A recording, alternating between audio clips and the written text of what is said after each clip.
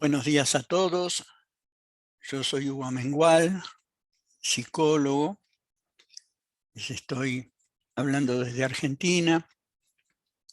Soy especialista en psicología clínica de adultos y hoy voy a compartir con ustedes este espacio dedicado a una escala que es importante dentro del área de la clínica. Como ustedes saben, el ámbito de la psicología y de la psicología clínica de adultos, tanto como la psicología forense, se ha visto en las últimas décadas muy cambiada, llamémosle así, a raíz de importantísimos aportes que se han hecho. Esto cambió toda la metodología de trabajo y hoy por hoy la mayoría de los clínicos utilizamos dentro de nuestros procesos de evaluación y terapéuticos el uso de escalas o de cuestionarios o inventarios que nos permiten profundizar el estudio, nos permiten mejorar los tiempos, es decir, una serie de progresos que hemos ido incorporando en el correr del tiempo. Vamos a hacer una presentación de la técnica de este inventario, el SCL-90 de Derogatis, pero antes quiero introducirlos con algunos conceptos. Si ustedes me permiten, les voy a compartir la pantalla para ir viendo algunas de las cosas que les preparé hoy para mostrarles.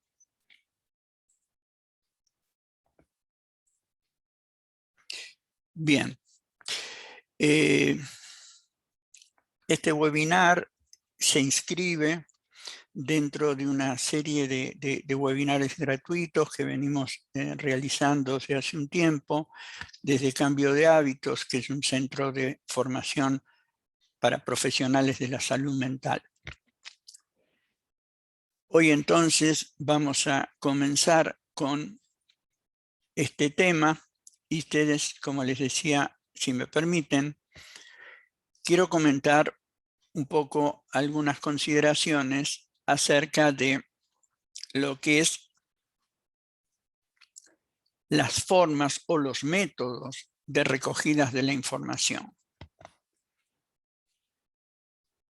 Como todos sabemos, el elemento príncipe, el elemento central de una evaluación o de una sesión de tratamiento psicológico tiene como eje principal la entrevista en sus diferentes modalidades, abiertas, dirigidas o semidirigidas.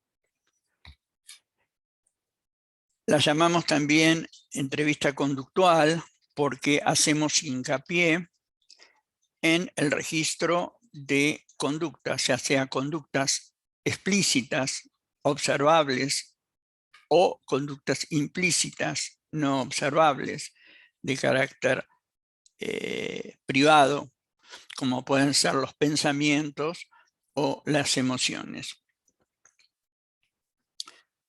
Las diferencias entre las distintas modalidades de entrevistas hacen a la mayor o menor apertura que el entrevistador pueda tener en cuanto a dirigir más la entrevista en términos de preguntas ya previamente diseñadas o preguntas abiertas que permiten que la persona se explaye y tenga menos direccionalidad en su discurso. Otro método es el que tiene que ver con los autoinformes, es decir, donde la persona, ya sea en un formato previamente diseñado o en un formato más amplio, como puede ser un ensayo, hace un informe de sí mismo. Después tenemos las observaciones sistemáticas, ya sea en ambientes naturales o en ensayos conductuales. Es decir, ensayos conductuales nos referimos a situaciones muy previstas, muy diseñadas, muy previamente elaboradas, donde queremos observar un determinado comportamiento. Luego tenemos la observación de terceros, personas significativas, padres, médicos, amigos, es decir, donde el tercero nos informa de las conductas de la persona que estamos evaluando. Informes de terceros en general, de trabajo, de escuelas, de instituciones. Los cuestionarios de monorrasgos, que son cuestionarios que focalizan sobre un determinado aspecto de la conducta del paciente, sea en cuanto a los rasgos cognitivos o las cuestiones emocionales. Entonces tenemos cuestionarios para evaluar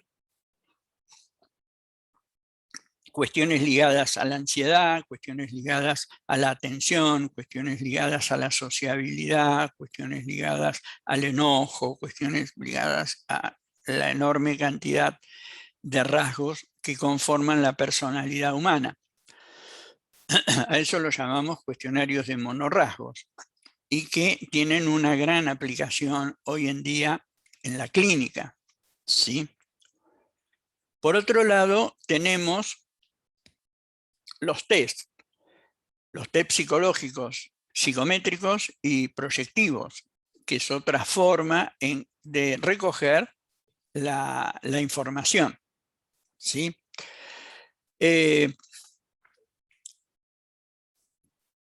Por otro lado, tenemos, bueno, dentro de los test psicométricos y proyectivos es innumerable la cantidad que hay, donde se encuentra toda la gama de test de personalidad, y todos los test de mediciones cuantitativas, como pueden ser los test psicométricos. Y luego tenemos las medidas psicofisiológicas, que hacen a la temperatura periférica, al ritmo cardíaco, a la circulación electrodermal, que nos dan una serie de medidas que tienen, digamos, mucha importancia en el sentido de que, bueno, permite que tengamos una medición de aspectos fisiológicos que se ligan directamente al funcionamiento emocional. ¿Sí? Bien.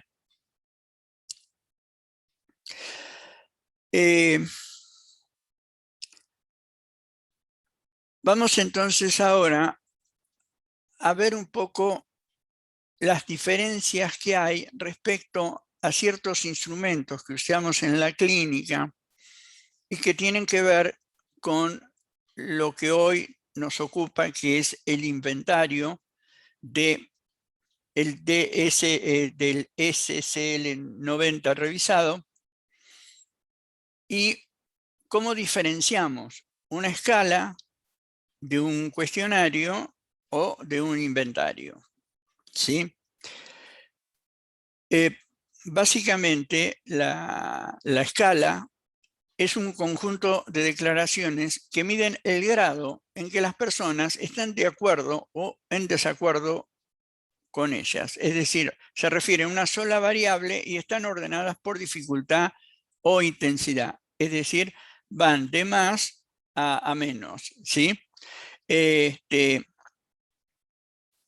decir, simplemente lo que mide la escala es la variabilidad que hay con ciertas declaraciones. Después vamos a ver algunos ejemplos para que quede un poco más claro. Después tenemos el cuestionario, que es el conjunto de preguntas para obtener información ya personal de los individuos.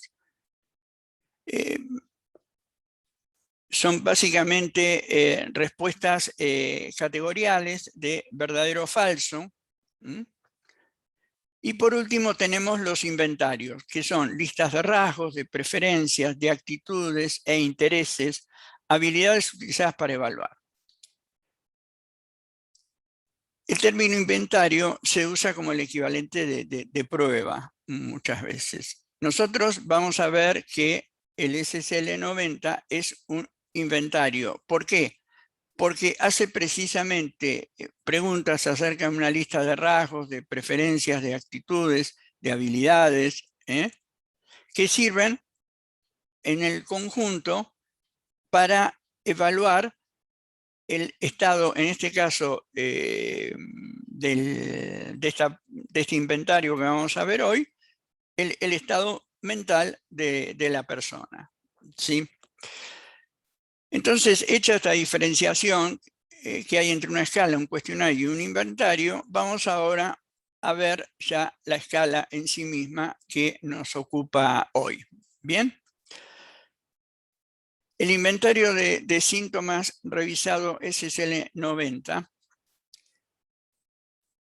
es un instrumento que tiene una utilidad bastante importante en la clínica, precisamente porque inspecciona, porque explora un rango sintomatológico muy amplio y que tiene una serie de ventajas que las vamos a ir viendo en cuanto a su sencillez, lo que permite que prácticamente cualquier persona lo pueda hacer, independientemente del nivel educativo que pueda tener o el grado de patología. En general, todas las personas lo pueden hacer.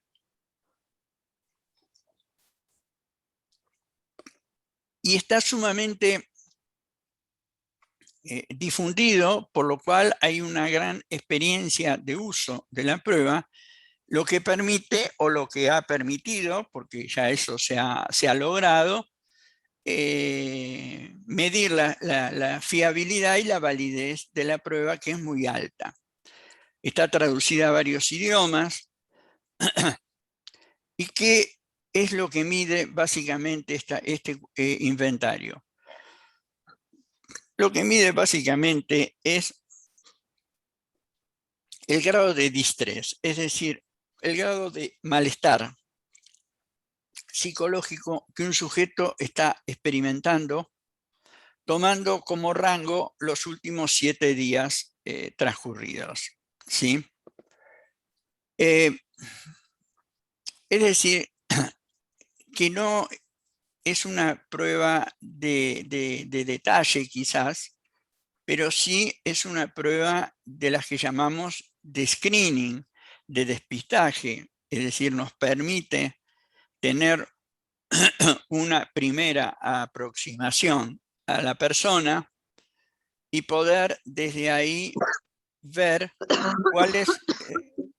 cuáles serían los síntomas principales que te puede estar mostrando, y a partir de ahí hacer alguna correlación con algún manual diagnóstico, como puede ser el DSM de la Asociación Psiquiátrica Americana. Bien.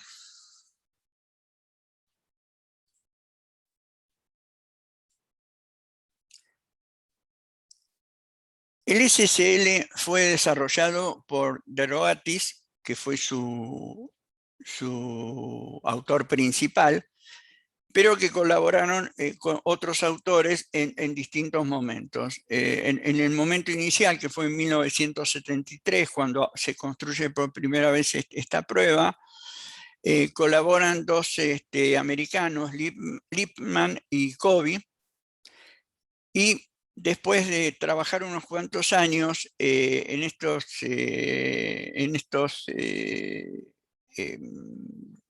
evaluación de las propiedades psicométricas del instrumento, en el año 76 se produce una nueva versión que ya intervienen otros dos investigadores junto a De Rogatis, que son Rickels y Rock.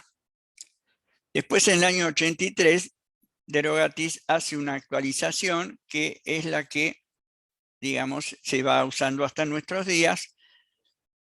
Y como les decía recién, el inventario cuenta con una abundante evidencia acerca de su validez y de su fiabilidad.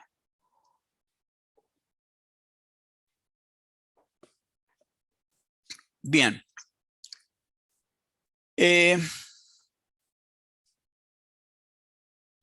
Vamos a ver un poco cuál es la utilidad de esta técnica, de este inventario.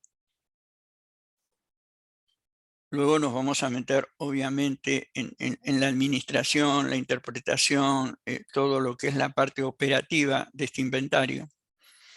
Pero me pareció que era útil darle un contexto de los autores, dar un contexto en este caso, de la utilidad, que es lo que vamos a ver ahora, y algunos otros elementos antes de pasar a la prueba en sí misma.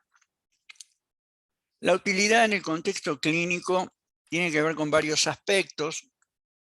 Tiene que ver con que permite el cribado. Cribado llamamos a la detección de casos clínicos, ¿no? Es decir, cuando lo sometemos a una población, no sé, supongamos en recursos humanos, cuando se hace una incorporación de personal de cierta magnitud, aplicar esta prueba permite ese cribado, permite detectar dentro de la población que está ingresando, supongamos que se están tomando 20, 30, 40 empleados nuevos, operarios o lo que fuera.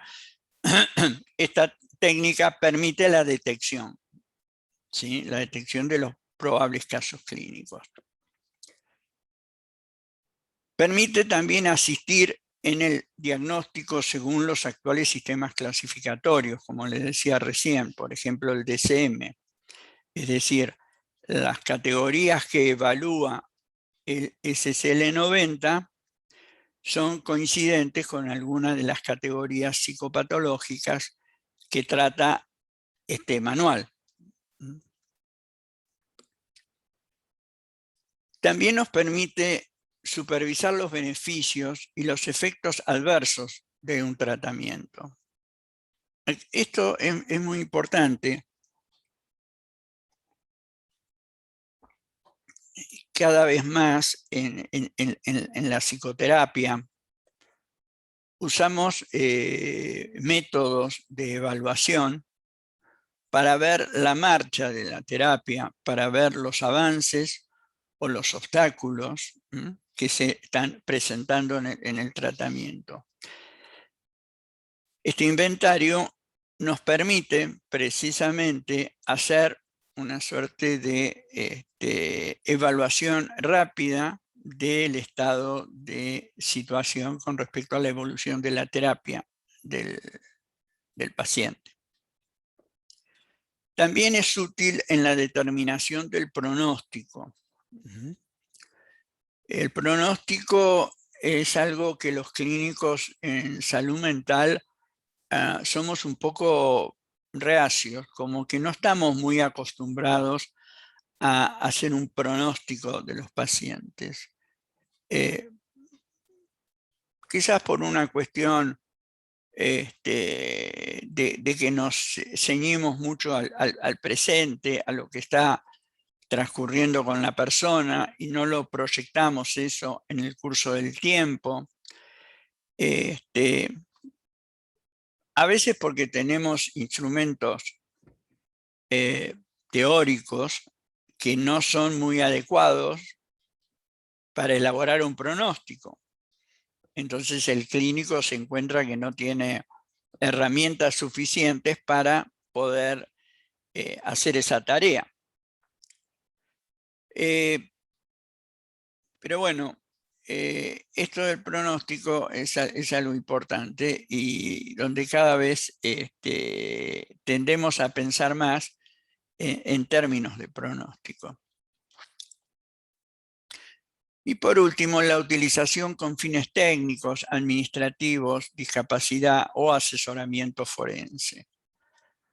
Es decir, muchas veces el clínico se ve consultado y en más de una ocasión obligado a emitir un asesoramiento para que se tomen resoluciones de tipo administrativas sobre la discapacidad de una persona, o en el caso de la práctica forense, muchas veces se nos consulta para efectuar pericias que tengan que ver con el discernimiento de ciertas situaciones, de ciertos eventos, como puede ser las cuestiones vinculadas a la simulación o al engaño, que en forense suele plantearse con bastante frecuencia, ¿no? Es decir, en qué medida el sujeto está diciendo la verdad, está simulando o está intentando engañarnos. Bien, estas entonces serían algunas de las cuestiones vinculadas a la utilidad de este inventario.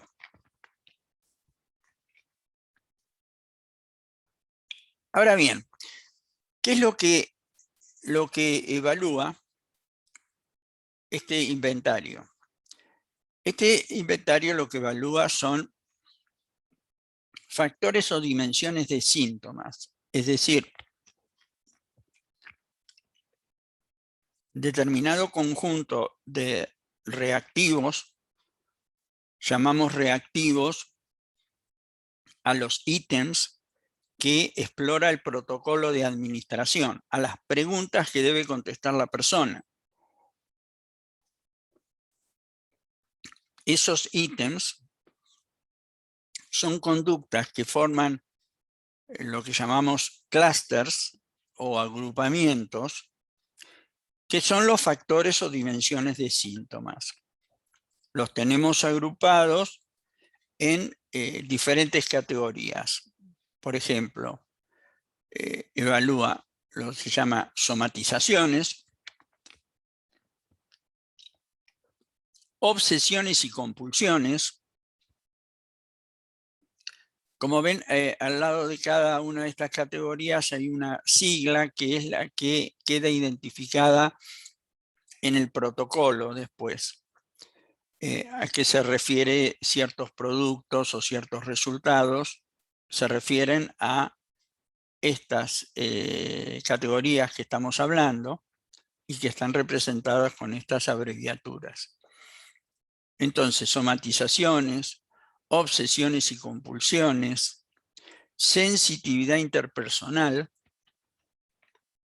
depresión, ansiedad, hostilidad, ansiedad fóbica, ideación paranoide y psicoticismo. Estas 9 categorías, junto a 3 índices, es lo que vamos a evaluar en el curso de la administración y de la interpretación de esta prueba. Bien.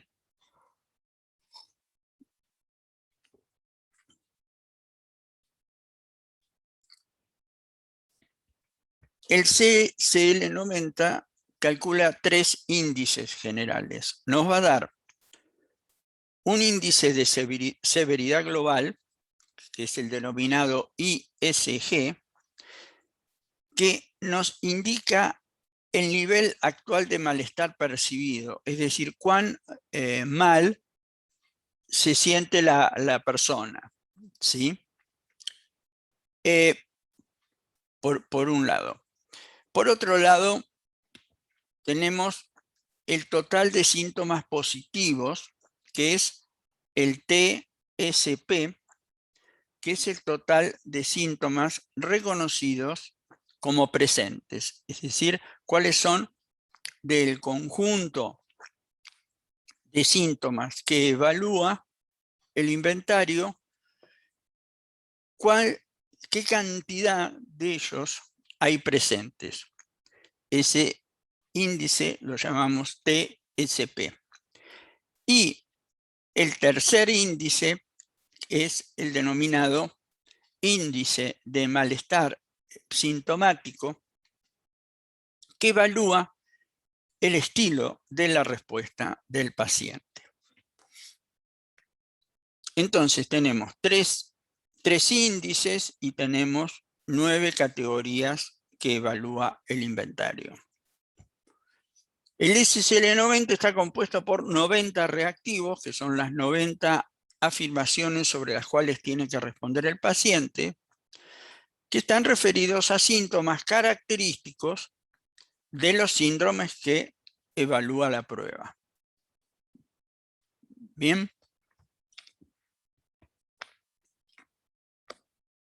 Vamos a ver entonces ahora un poco en qué consisten cada una de esas escalas de síntomas, esos agrupamientos, ese clúster del que hoy hablábamos. Bien, vamos a arrancar con el de somatización. Al lado está la sigla, como les había explicado hace un ratito, que es el SOM. Es la percepción de malestares relacionadas con distintas disfunciones corporales y con dolores físicos. Es decir, la persona reconoce a través de las respuestas, si las da como positivas, reconoce ese tipo de malestares. Después tenemos las obsesiones y las compulsiones. OBS son los síntomas característicos del trastorno del mismo nombre, el trastorno obsesivo compulsivo. Bien. Detecta los pensamientos, los impulsos y las acciones no deseadas.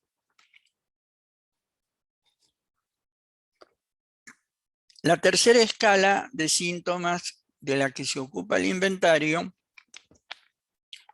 es el de sensitividad interpersonal, el SI. Acá mide los sentimientos de inadecuación e insuficiencia personal. En especial al compararse el sujeto con otras personas. Es decir, después vamos a ver cómo las escalas van correlacionándose una con otra y podemos hacer interpretaciones clínicas. Es decir, las personas que suelen dar un puntaje alto en sensitividad interpersonal también suelen hacerlo en ansiedad social y en el quinto, que es los signos de ansiedad. Bien, yendo al 4, que es el de depresión, ahí se registran los principales síntomas típicos de los trastornos del espectro depresivo, de acuerdo a los criterios diagnósticos corrientes, es decir, mide el nivel de tristeza, la inestabilidad del estado de ánimo, la fatiga, la irritabilidad, es decir, aquellos síntomas que son típicos de un cuadro depresivo. Bien. Y en el 5 tenemos la ansiedad, ANS, la sigla. Acá recoge los síntomas cognitivos y comportamentales asociados clínicamente con una manifestación exacerbada de ansiedad. Cuando nos referimos a los síntomas cognitivos y comportamentales, acá recogemos información respecto al nivel de preocupación que tiene la persona, a los comportamientos cambiantes, erráticos, inquietos, propios del ansioso. Es decir, una cantidad de síntomas que permiten, digamos, categorizar si el paciente responde a síntomas o no de ansiedad. Bien.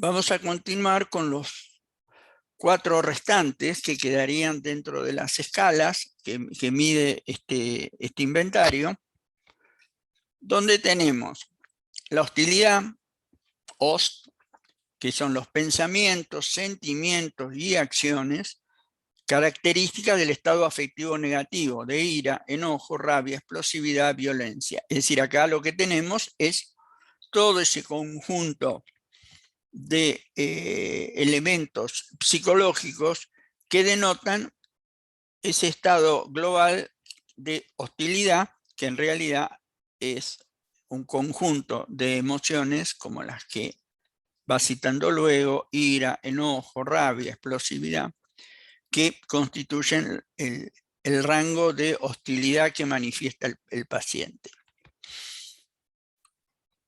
Hay un punto que es importante y que por ahí no se los aclaré. Cuando hablábamos que hay distintas categorías o dimensiones,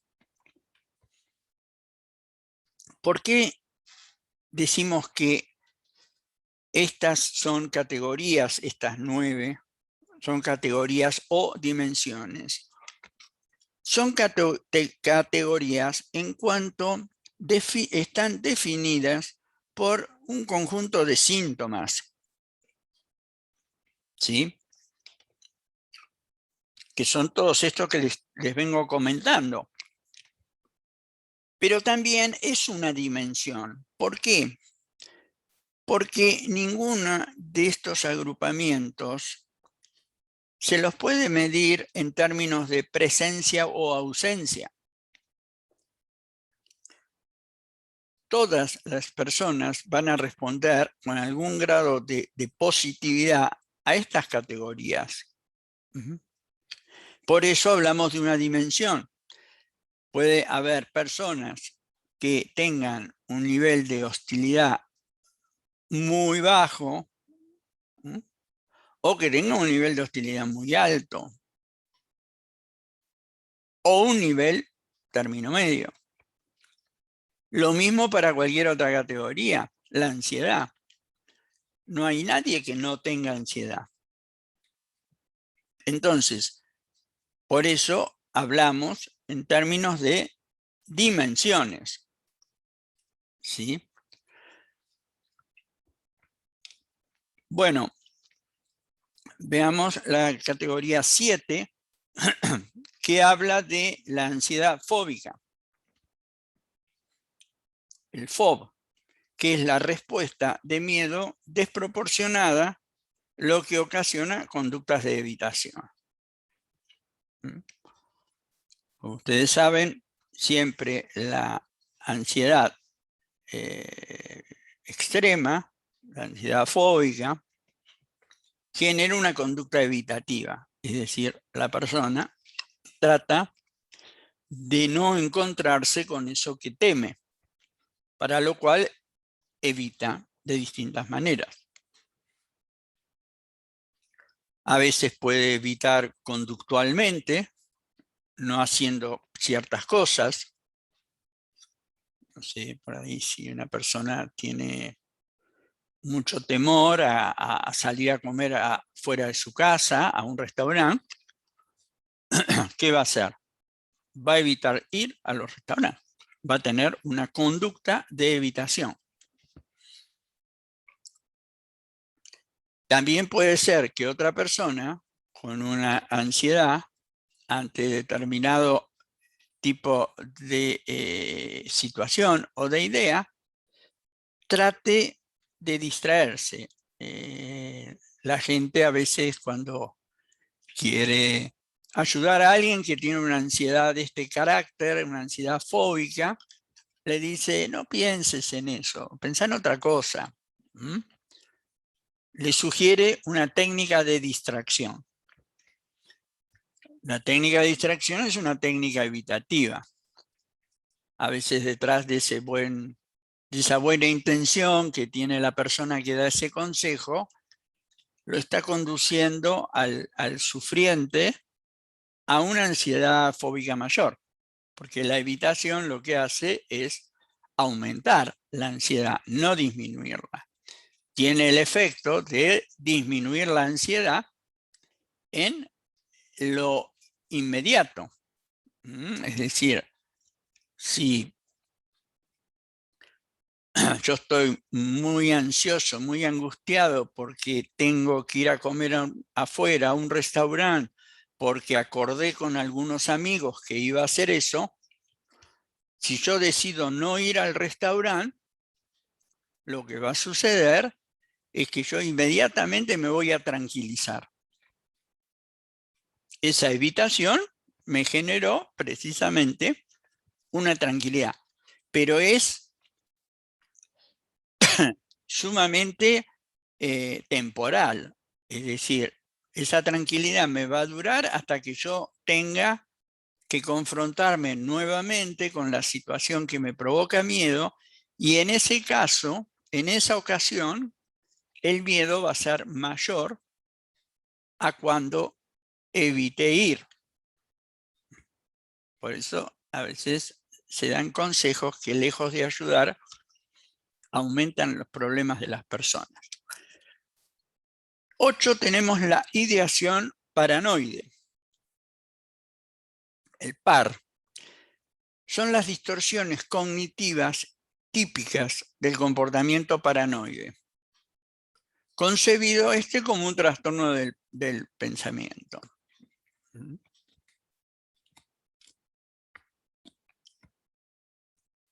Y por último, el 9, el psicoticismo, son síntomas del espectro psicótico, desde una leve alienación interpersonal a la evidencia más certera de una psicosis.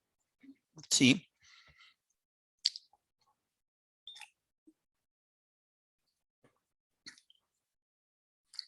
Lo que no nos tenemos que confundir, que por más que un paciente o un peritado nos dé un puntaje muy alto en alguna categoría, esta no refleja un diagnóstico, no refleja una categoría diagnóstica.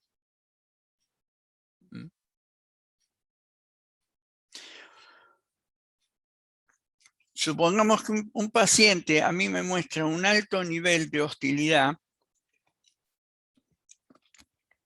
Yo no puedo afirmar que por eso sea válido pensar que el paciente tiene un trastorno del control de los impulsos o un trastorno de la explosividad intermitente. Es decir, yo lo único que puedo sacar en conclusión válida es que hay un conjunto de síntomas que tienen una orientación a esa categoría. Lo que puede haber por detrás de esas conductas pueden ser de muchas posibilidades, de muchas alternativas. Entonces, no confundir las categorías o dimensiones que estamos observando a través del inventario con diagnóstico. Por eso que, bueno, que va de suyo que no hay ninguna prueba clínica, psicométrica, proyectiva, de cuestionario o de lo que sea, que va a sustituir al juicio clínico. El juicio clínico es el acto de conocimiento más alto que hacemos con respecto a una persona, donde integramos la información de una manera ordenada, de una manera inteligible, comprensible, desde donde podemos llegar a emitir un diagnóstico. Por eso siempre el clínico tiene que hacer su tarea principal como clínico, es la formulación del caso. No es la corrección de test, más test, más test, más test. O entrevista, más entrevista, más entrevista, más entrevista. Tiene que llegar a la formulación del caso. Ahí es donde uno emite el juicio clínico. Y ese acto es irreemplazable. No hay ninguna técnica, no hay nada que pueda suplirlo. ¿Sí? Entonces, hemos visto las 9 categorías más los 3 índices que se miden a través del inventario SSL90. Vamos a volver un poquito en forma un poco más detallada en la descripción de los índices generales. Hoy dijimos que eran 3 índices. El ISG, que es el índice de severidad global. El total de síntomas positivos, el TSP. Y el índice de malestar sintomático positivo, que es el ISM. Vamos a ver un poquito cada uno de ellos. El índice de severidad global es el indicador de cómo se siente la persona respecto a cómo se percibe a sí misma con respecto al nivel presente, al nivel actual de la severidad. La severidad del malestar, obviamente. ¿Cómo se saca este ISG? Se combina el número de síntomas presentes con la intensidad del malestar, para lo cual se suman el total de los puntajes de las respuestas a todos los ítems. Vamos a ver, ahora cuando veamos los protocolos y cómo se contabilizan y demás, que cada uno de los 90 ítems, de las 90 respuestas, puede ser calificado en un puntaje de 0 a 4. Entonces, ahí por cada respuesta va a ir sumando un puntaje. Cuando el número total de positivos es mayor, es menor a 4, es sospechoso de una negación de síntomas. Cuando es mayor a 50, hay una exageración de la patología. Es decir, cuando vemos esos protocolos donde la persona puso ausencia de todo y tenemos un total de reconocimiento de síntomas de 4 sobre 90, esa persona está negando los síntomas o hay muchas posibilidades que así sea. ¿Sí? Si al revés de los 90 reactivos sobre 50 o más lo reconoce como presentes en sí misma, bueno, nos está hablando de una exageración de la patología. Me faltó en el anterior, en el ISG, aclararles esto que dice al final. Cuando uno suma todos los puntajes de las respuestas y lo divide por 90, le va a dar un número. Ese número va a oscilar entre 0 y 4. Cuanto más se aproxime a 4, mayor es el índice de percepción que tiene la persona de su malestar. Cuanto más se aleje una persona que nos da un resultado de 0 o de 1, es una persona que no se percibe a sí misma en un estado de malestar. Por último, tenemos el índice de malestar sintomático positivo, el ISMP, que detecta la tendencia a minimizar o exagerar el estado del malestar. Es decir, correlaciona con el punto de la severidad global, del 1. ¿Sí? Detecta la tendencia a minimizar o exagerar el estado del malestar. Se suman los ítems marcados como positivos dividiéndolo por el TSP, amplitud, que también tiene que estar en el rango de 0 y 4. Cuanto más próximo está a 0, más minimiza el estado de malestar. Cuanto más próximo está a 4, lo exagera. ¿Sí? Así entonces tenemos los 3 índices y lo que vimos anteriormente, las 9 categorías. ¿Bien? Bueno. Vamos a ver un poco ahora cómo trabajamos con los protocolos. Vamos a usar un protocolo de respuesta que ahora se los voy a mostrar, en el cual el paciente va contestando con una cruz en el casillero que elija para responder.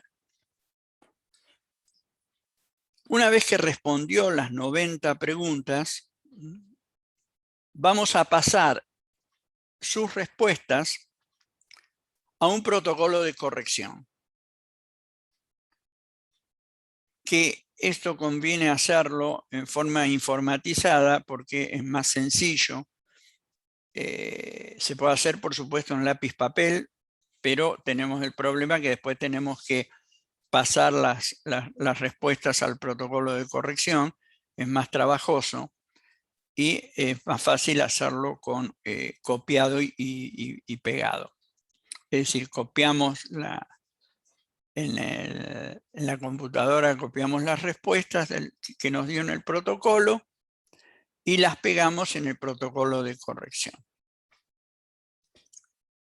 En la segunda pestaña del protocolo de corrección nos encontramos con los resultados. Es decir, ahora van a ver cómo es. Una vez que pasamos los resultados del protocolo que contestó el paciente al protocolo de corrección, eso en una versión automatizada, como es la que yo les voy a mostrar, les da en una segunda pestaña de ese Excel, de ese protocolo de corrección, ya los resultados computados.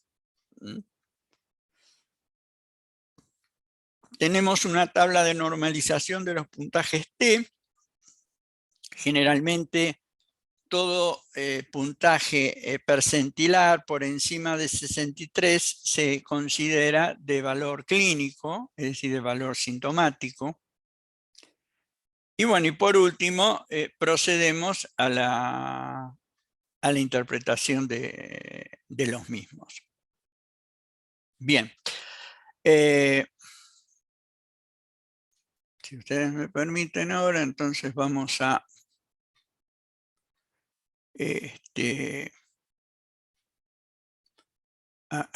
cambiar el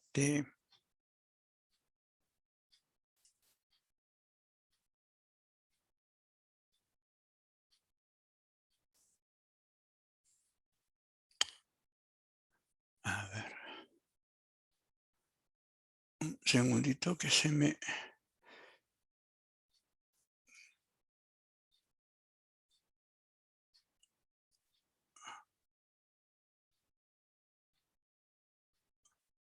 Un minutito que ya estoy con ustedes, ¿sí? Voy a buscar porque se me ha salido los protocolos que les quería. Acá hay una pregunta de chat que dice si esta prueba se puede aplicar en Chile o solo en Argentina. Se puede aplicar en cualquier país.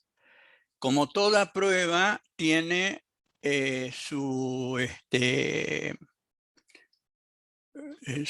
déficit, que es el tema cultural, ¿sí? Y que de alguna manera trae,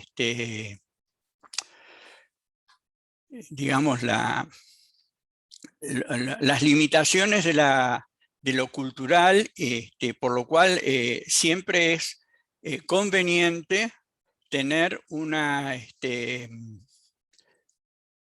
¿cómo se llama? Una estandarización de la prueba, ¿sí? Eso es lo más, lo más adecuado, obviamente. Pero bueno, si eso no se tiene, es conveniente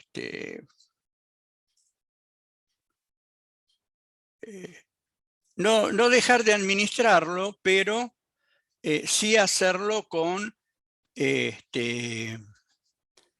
la cautela de estar administrando una prueba que, bueno, que no está estandarizada, que no tiene el baremo adecuado. Entonces, en ese sentido hay que tener esa precaución. Bien, ahí encontré ya lo que se me había perdido. Este es el SSL90, es el protocolo de administración. Le damos al paciente que complete con sus datos generales, nombre y apellido, la fecha, el sexo, la educación, el estado civil, y tiene que leer esto. A continuación le presentamos una lista de problemas que tiene la gente, lea cada uno de ellos y marque su respuesta con una cruz en la casilla correspondiente, pensando en cómo se sintió, en qué medida ese problema le ha preocupado o molestado durante la última semana, 7 días. Tiene una posibilidad de nada a 4 positivas, muy poco, poco, bastante o mucho. No hay respuestas buenas o malas, todos sirven, no deje frases sin responder. Entonces, acá empiezan las preguntas, ¿sí? Acá el paciente empieza a responder, supongamos va a marcar con una X, como que no existen dolores de cabeza, nunca tiene dolor de cabeza, va a marcar que tiene pocos días se siente como con nerviosismo. En cada uno va a ir poniendo una cruz, pensamientos desagradables que no se van de mi cabeza, pone una cruz. Después tiene falta de interés en relaciones sexuales. Bueno, esto como lo tengo subido a un drive, es una muestra, me marca que lo tengo que registrar de otra forma el protocolo. Pero lo que importa que ustedes vayan viendo es esto, de que en cada pregunta corresponde la cruz al casillero que va eligiendo, ¿sí? Entonces, vamos viendo que se responde 13. Acá viene de nuevo las categorías, ahora les explico por qué se repiten las categorías. Como esto va corriendo, si no tiene acá, ya uno perdió de vista cuál sería nada, muy poco, poco, para irlo contestando. Y después también por otra cuestión que ya es más técnica, que es en lo que hace al seleccionado y al copiado. Bueno, se siguen respondiendo, sentirme con pocas energías, pensar en quitarme la vida, escuchar voces que otras personas no oyen, etc. Y así vamos siguiendo, hasta que, bueno, acá nuevamente se produce ese corte, aclaran las variables para que la persona sepa lo que está evaluando, continúa, y así llega a los 90 ítems que corresponden a la prueba. Si la prueba está incompleta, supongamos que acá, que tiene que decir 90, dice 89, no nos va a permitir hacer el procesamiento automatizado de la prueba. Nos va a decir a ítems sin responder, 1, 2 o los que fuera que no hemos contestado. Bien, bueno. Entonces, una vez que hicimos esto, lo que vamos a hacer es, vamos a ir al principio de todo y vamos a marcar, y para eso nos sirve el límite inferior que tenemos hasta acá. Vamos a copiar, no cortar, lo vamos a copiar por cualquier cosa que tengamos que volver, disponemos de la prueba contestada. ¿Y qué vamos a hacer? Una vez que marcamos copiar, vamos a abrir el protocolo de corrección.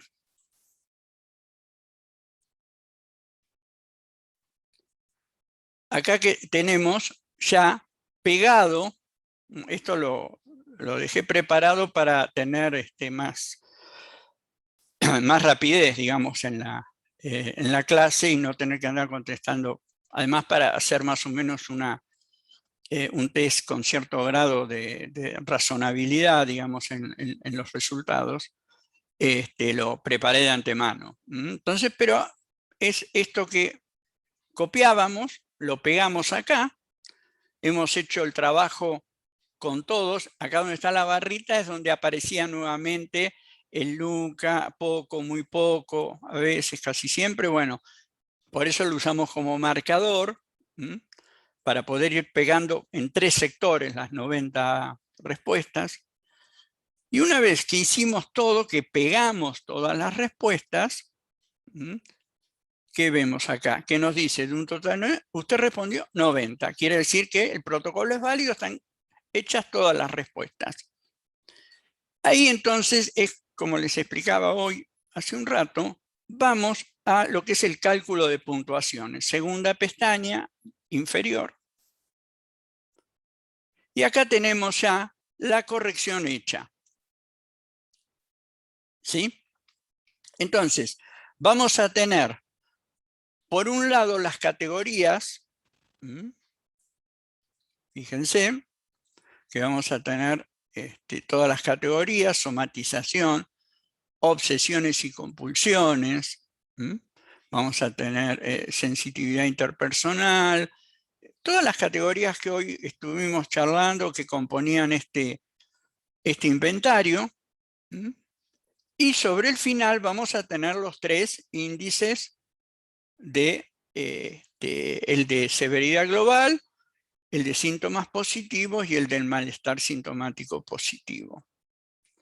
Por último, vamos a tener una barra con todos los puntajes T, que acá, como este es un programa informatizado, ya aparece los puntajes T transformados, y entonces tenemos acá ya los resultados. ¿Sí? Entonces, volviendo para arriba, ¿qué vemos? Que tenemos para cada categoría, supongamos para somatizaciones, tenemos 23 puntos con un número de respuestas de 12. Es decir, que el paciente totalizó 23 positivos en 12 respuestas referidas a somatizaciones. Esto, que es el promedio del puntaje, el 1,92, es lo que después nos va a aparecer acá abajo. ¿Ven? Somatización 1,92. ¿Sí? Bien. Entonces, este trabajito lo vamos viendo. Obviamente, si queremos hacer una lectura de tipo clínica, no psicométrica, es decir, apuntando más a evaluar cómo decimos que el percentil de corte es 63, el 63 equivale a un puntaje similar al 1,90 más o menos como el que tenemos acá, entre 1,80 y 1,90. Entonces, si queremos hacer una apreciación clínica rápida, vamos a decir, bueno, a ver, ¿cuál de las categorías de este paciente está por arriba de 2, de un puntaje de 2?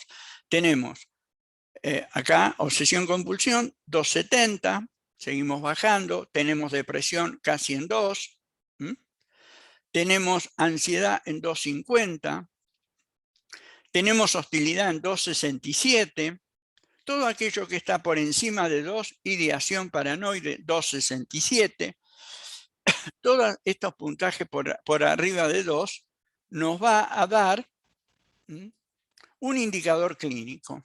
O sea que esta persona que estamos viendo tiene, digamos, una cantidad de indicadores clínicos bastante variados, ¿sí? Si queremos hacer un análisis más fino, se acuerdan que el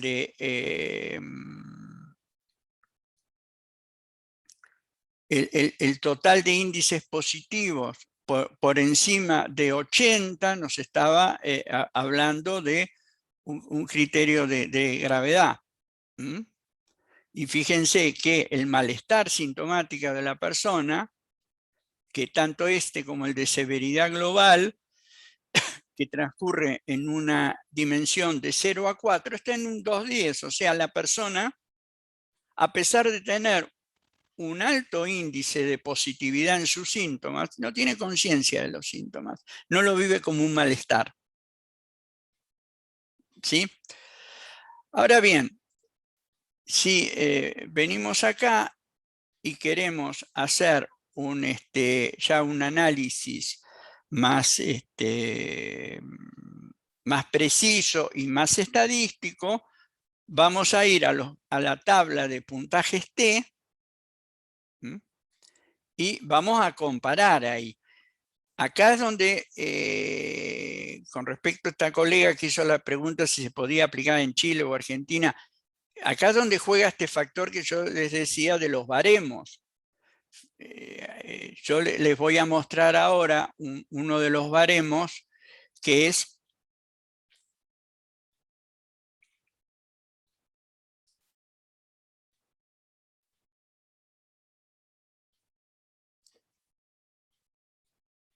a ver.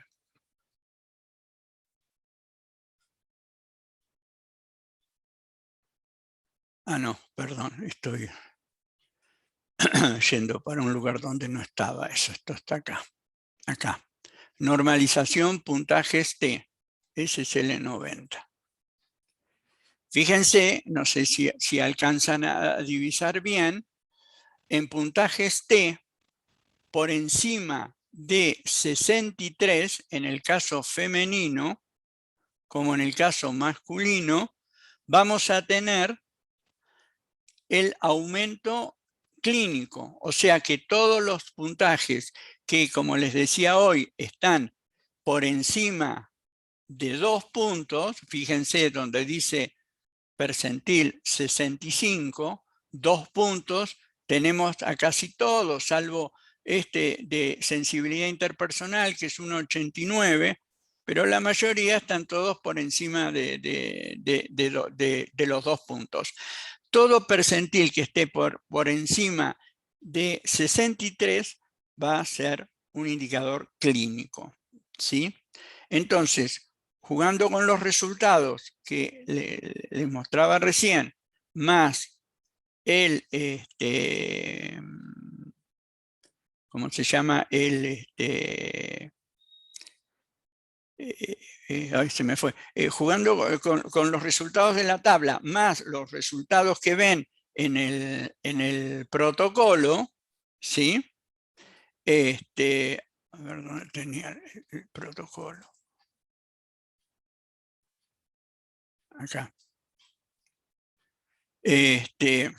vamos a ver que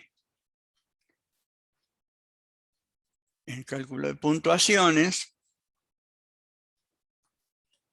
fíjense, esta era la tablita que estábamos viendo hoy. Estábamos en 1,89, que era el límite. Acá ya tenemos 1,92, 2,70. Bueno, 1,56. Este está un poco por ya debajo, no es tan clínicamente significativo. Depresión es significativo, pero tenemos una ansiedad y hostilidad, fobia, estructura paranoide, todas por encima de los 2 puntos. Entonces, acá tenemos un clúster, un agrupamiento de categorías que las tenemos que chequear, ya sea desde la entrevista, ya sea de algún otro test, como ser el SSL90, correlaciona muy bien con el test del MMPI 2, que el multifacético de Minnesota, el inventario, correlaciona muy bien. Entonces, cuando vemos esto, que hay tanta sintomatología, es útil administrar un IMP2 porque nos va a dar más datos sobre estas escalas, sobre estas categorías que nos han dado con relevancia clínica, ¿sí? Bueno, esto sería más o menos entonces en qué consiste la prueba, cómo la corregimos, y ahora entonces volvemos ya un poco al resto de la exposición. Esto, digamos, es discutible, pero bueno, es lo que muchos autores sostienen, que hay una diferencia de género en el CL90 entre los hombres y las mujeres. Dice gente que se ha dedicado a investigar con esta prueba, como es el caso de Hemp y Avendano, en el 2008, dice: es un hecho demostrado que la prevalencia de malestar psicológico y síntomas es mayor en las mujeres. De Rogatis, en 1994, sostiene que los estudios con el SSL90 tienden a confirmar este patrón.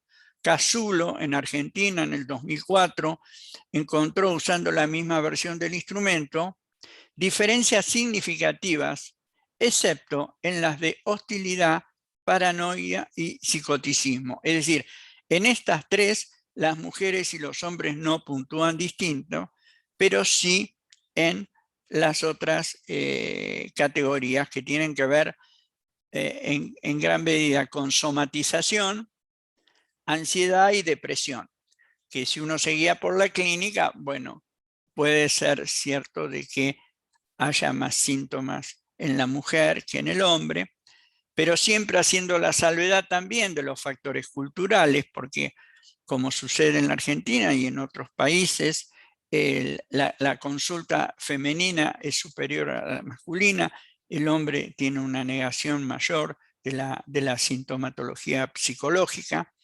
le cuesta mucho más buscar ayuda, y por ende la mujer aparece como la mayor consultante, la que más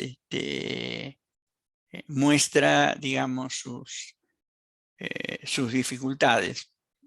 El tema es si eso corresponde realmente a una división de género o corresponde a un patrón cultural donde el hombre es más negador de sus dificultades, ¿sí? Bien. Vamos a ver un poquito qué pasa con el SSL90 y la pericia forense. Hay una utilización bastante importante del SSL90 en la pericia forense por varias razones.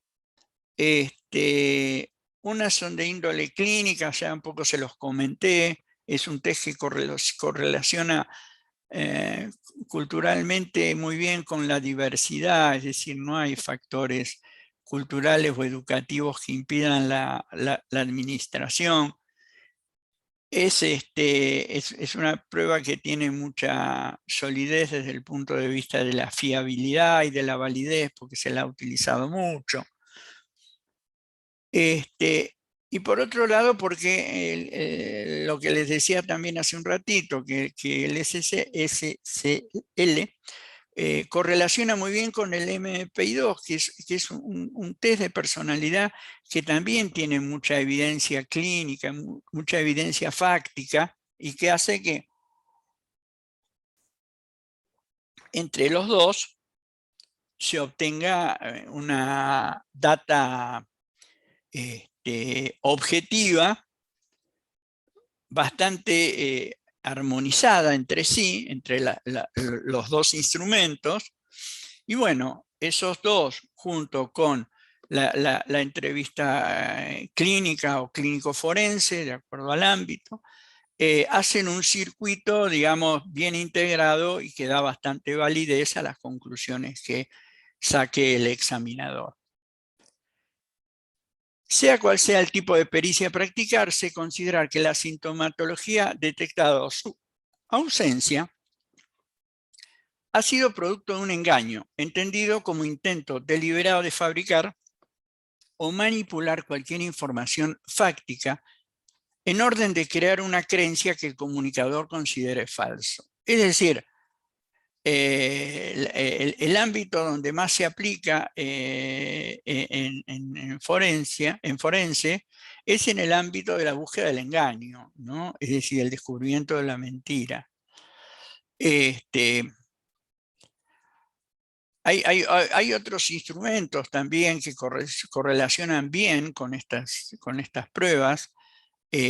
Una de ellas es el de los síntomas psicofisiológicos que genera el engaño, ¿no? Es decir, yo particularmente que trabajo con un equipo de biofeedback de uso clínico, la prueba con biofeedback detecta bien las ansiedades frente al engaño o la mentira que experimenta la persona y que se refleja en cambios en los niveles de la temperatura periférica, de la presión arterial, de la velocidad de circulación electrodermal, es decir, de la electricidad en piel. Es decir, hay una serie de síntomas físicos. Entonces, cuando empezamos a aplicar ese tipo de instrumentos psicofisiológicos sumados al SSL90 y a la entrevista clínico forense, empezamos a tener un paquete de instrumentos que le dan bastante, para no decir mucha solidez, a lo que podamos informar, ¿no? a la pericia. La búsqueda del engaño es centrado fundamentalmente en la evaluación de la simulación, entendida la simulación, como la producción intencionada de síntomas físicos o psicológicos desproporcionados o falsos, motivados por incentivos externos. Es decir, el individuo persigue algo con la simulación, algo externo, su excarcelación, su liberación, su declaración de inocencia, lo que sea, ¿no? Y por último, bueno, el SL90 ha mostrado su utilidad en la práctica forense, especialmente combinado con el MPV y la entrevista clínica forense. Bien. Hay una serie, digamos, de otras experiencias que se han hecho con el SSL90 que, bueno, se ha trabajado en el campo de las adicciones, por ejemplo, en la detección de screening universitario, ¿no? Para ver la población afectada. Se la ha utilizado con distintas poblaciones y, bueno, generalmente esas poblaciones han sido reportadas, ha dado lugar a papers, artículos, o sea que hay una cantidad de bibliografía específica que se puede consultar de acuerdo al interés de uno, ¿no? Es decir, no sé, si uno está trabajando en algún campo específico de lo laboral o de lo clínico o de lo forense, es cuestión de buscar un poco y vamos a encontrar siempre algún artículo referido al SSL90 en ese campo. Bien. Bueno, vamos a ir cerrando un poco el tema para dar lugar a preguntas o a redondear alguna cosa que quede, digamos, como duda. Antes les quiero, antes de cerrar este compartido y estas plaquitas, comentarles que tenemos dos próximos webinars ahora en el mes de noviembre, que son de carácter gratuito. El 19 es un webinar que doy yo con respecto a cómo estructurar una sesión de terapia cognitiva. Es un webinar que es un webinar homenaje. Ustedes saben que hace 2 semanas atrás falleció Aaron Beck a los 100 años, el creador de la terapia cognitiva. Y bueno, pensamos y pensé que una forma de agradecimiento a la enorme contribución que ha hecho en la salud mental Aaron Beck, que podíamos dar este tema de que cómo se estructura una sesión de terapia cognitiva, que, que creo que es de mucha utilidad. Este seminario, este webinar, el día 19 lo voy a dictar yo, y luego el 26 de noviembre una colega dedicada a la parte de deporte, de psicología del deporte, va a dar un webinar, Las lesiones nunca son oportunas, abordaje a intervenciones psicológicas. ¿Sí? Bien. Acá está, tiene todos los datos para los que quieran registrarse a este webinar de la estructuración de la sesión de terapia cognitiva, viernes 19 de noviembre, 19 horas en Argentina, 18 horas en Bolivia. Y bueno, para los que no lo han, lo han visto, los webinares son gratuitos.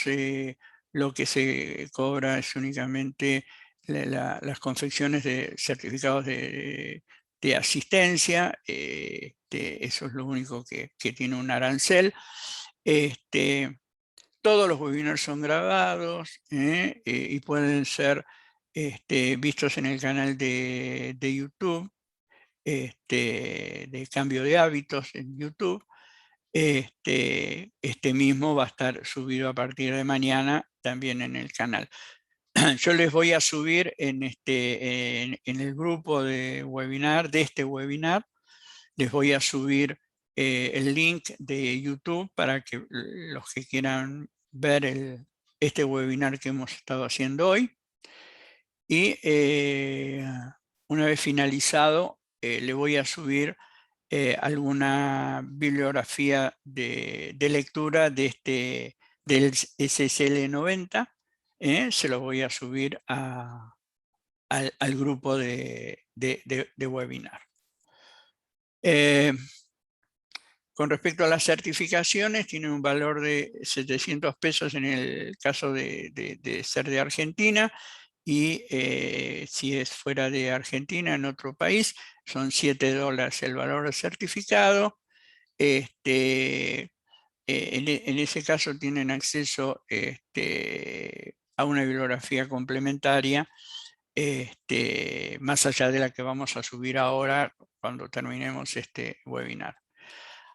Acá tienen el número de WhatsApp de webinars gratuitos. Pueden escribir ahí como para registrarse y poder ver los distintos webinars que vamos realizando, los próximos y los que ya han sido dados. Ahí están los links también de YouTube, como para que ustedes los ubiquen y lo puedan visualizar. Así que, bueno, acá entonces terminaríamos un poco con el tema de estas placas. No sé si hay alguna pregunta para hacer. Con gusto se las puedo contestar. Y nada, vamos a, ya que son pocos los que están presentes, vamos a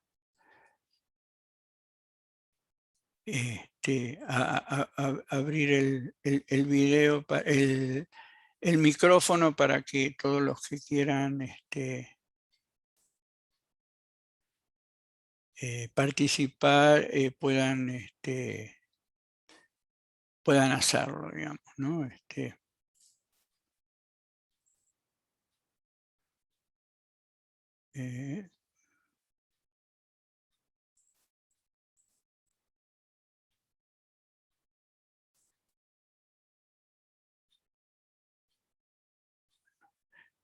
Bueno, ahí creo que los liberé, pueden usar el micrófono, aunque me parece está...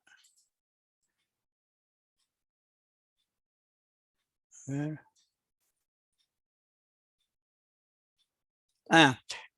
Está permitido que se puedan desbloquear ustedes mismos si quieren hacer alguna pregunta. Lo pueden hacer ahora. Y bueno, en caso que no haya ninguna pregunta, solo me resta agradecer la participación de ustedes. Espero que este webinar les sea de utilidad. Pueden escribirnos para cualquier pregunta o cualquier consulta que quieran hacer respecto a este cuestionario, como cualquier otra pregunta de cualquier otra naturaleza. Así que bueno, nos despedimos acá. Muchas gracias por su participación. Nos vemos nuevamente en cualquier momento. Gracias.